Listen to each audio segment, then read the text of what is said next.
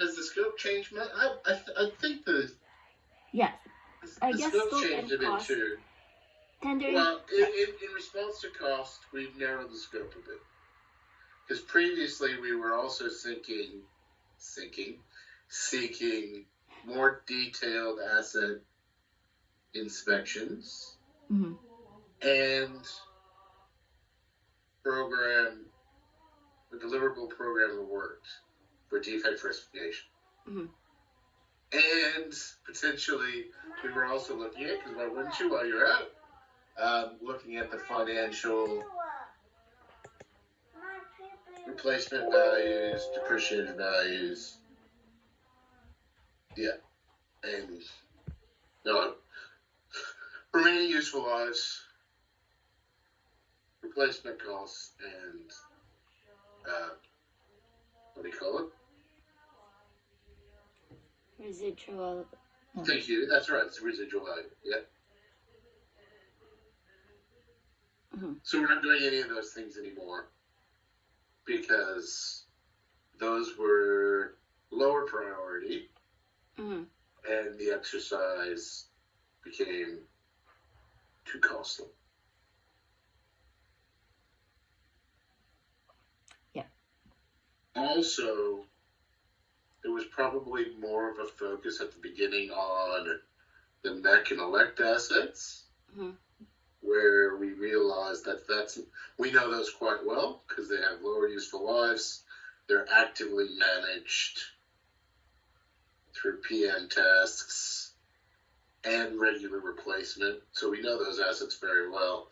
It's the unknown risks around the channels that we really, and both the channels and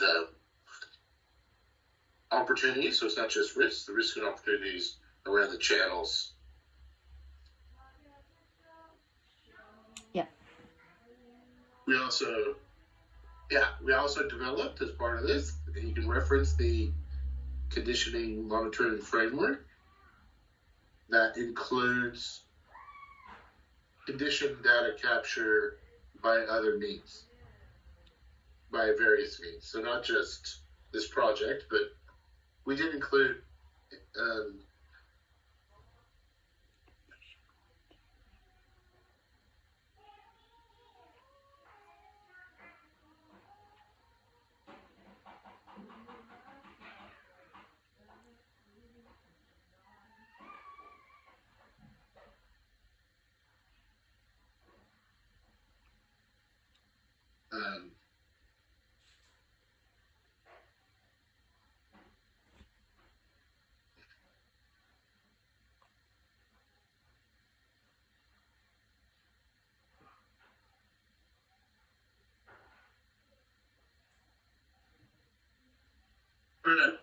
sorry, where was I?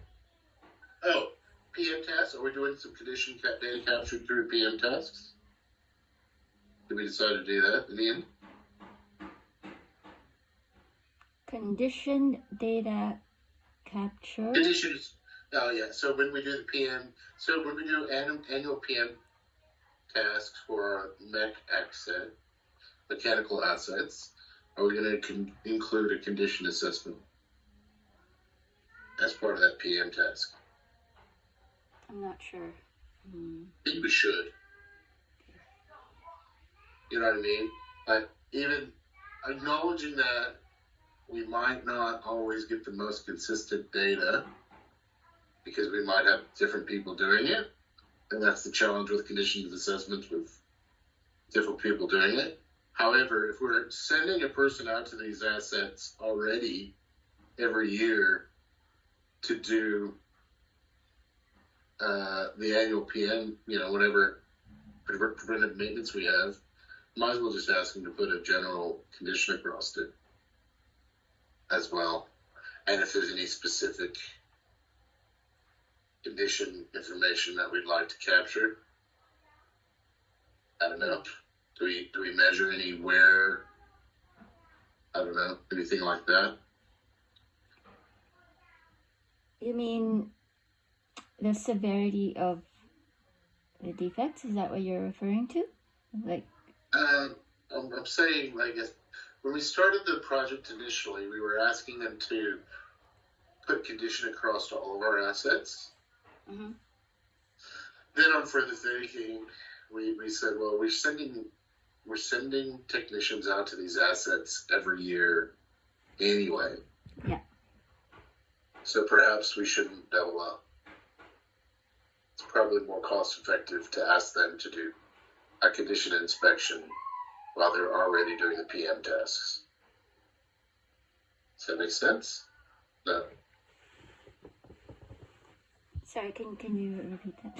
Yeah, it didn't make sense. Okay, so we have, say for a flume gate,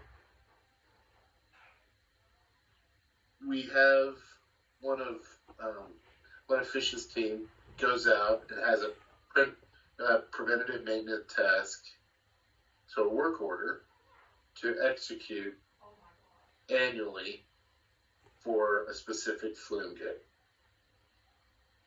So while they're there, mm-hmm. I think we should ask them to do a condition assessment. Okay, yeah. Yes, and so if you take that one example and extrapolate it across the entire mechanical assets, initially the mechanical assets were in scope of this project, but we took them out because we can capture that through our staff by other means. Right. So I don't know if that... So that's a lesson learned that's included. Yeah, we should. Yeah. That's because that was part of the journey. Because we started with it in scope and we took them out of scope because there's a better way to do it. Mm-hmm. Yeah. Yeah. And also, that's, when... And it's also easier to find expertise in that area as well. Because mechanical assets are actively managed. So it will be much easier so in response to the AOI, a lot of them were, no problem, we'll come look at all your mechanical assets and we'll do condition ratings for all of them, and we'll also provide you a list of defects, but not only a list of defects, an executable program of works to address your defects. Because that's pretty standard asset management stuff. Mm-hmm. But that's not what we're after. What we're really after is, how are our channels changing over time? Mm-hmm. What does the sediment look like? What's the sediment profile? Yeah. I really want to answer, you got the proverbial cliff, right? Have you heard it referred to as the asset cliff, the condition cliff? So it's in, oops, let me stop sharing. That's all right, I'll find it.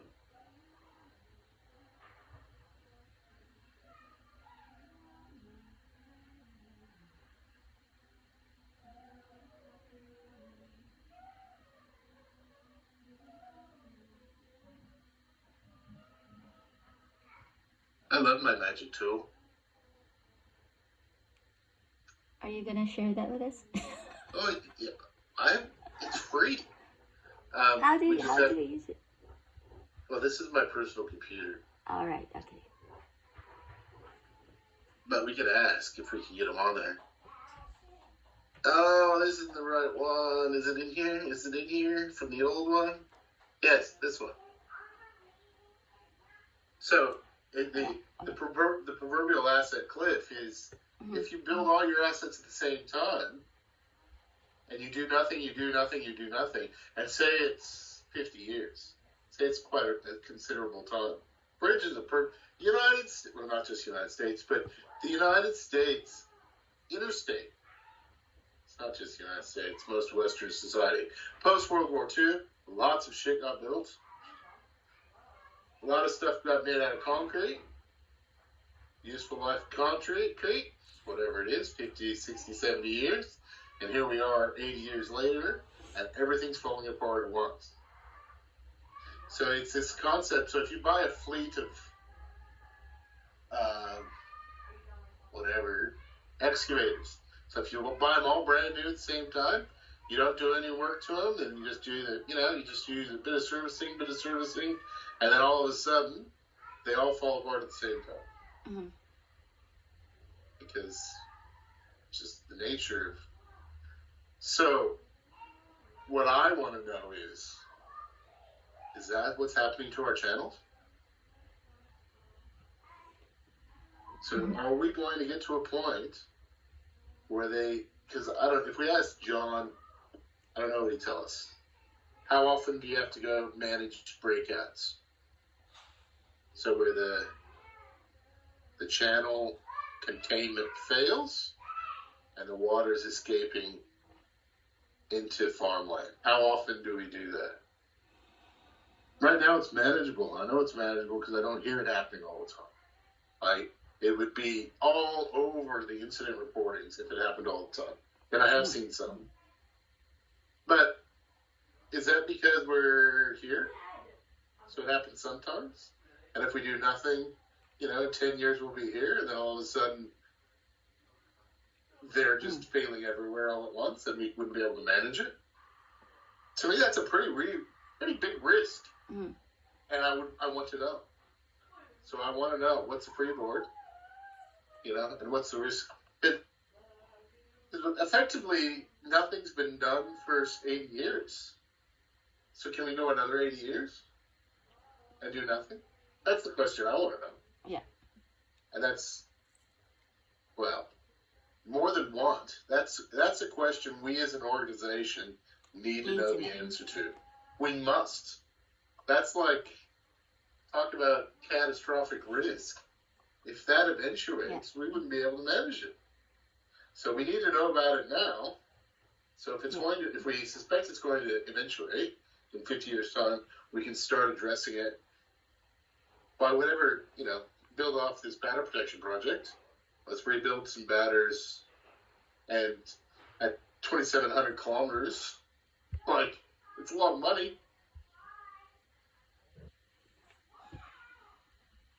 Anyway, I don't quite know how I got on that subject.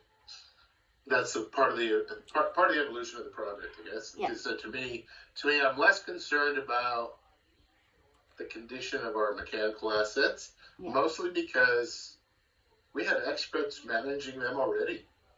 Mm. And you'll talk your ear off, and so will fish. They know exactly where the problems are. Yeah. Who's our expert to explain to me how many breakouts we're going to have in 10 years? Nobody knows. Even anecdotal. Because we're talking about larger time scales, anecdotal information is less accurate because we as humans aren't very good at comparing what's happening now versus what happened 10 years ago. You're pretty, if you had a step change from last year, we'd know. But if it was just this continually gradual change, we won't know.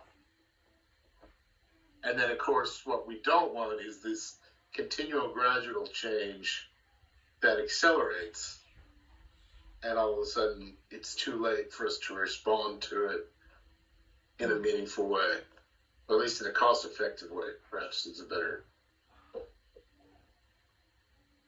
Yeah. Aren't you glad you phoned?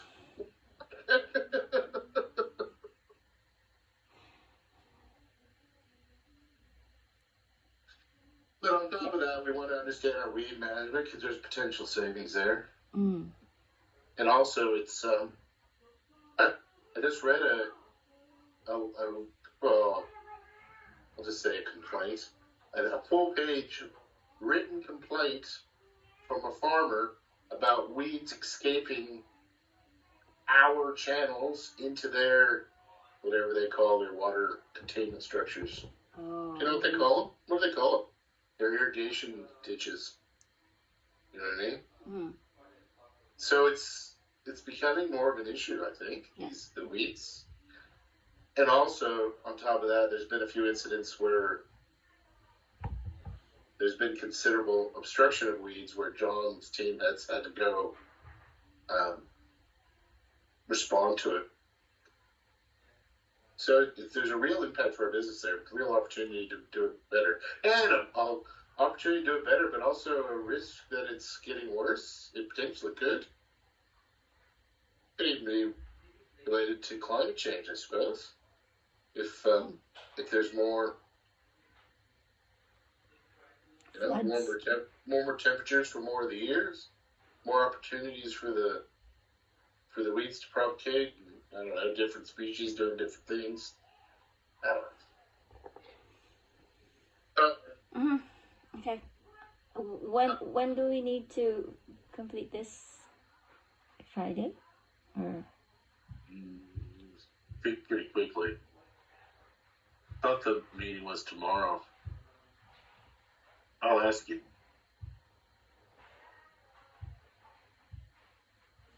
What time is the ELT meeting?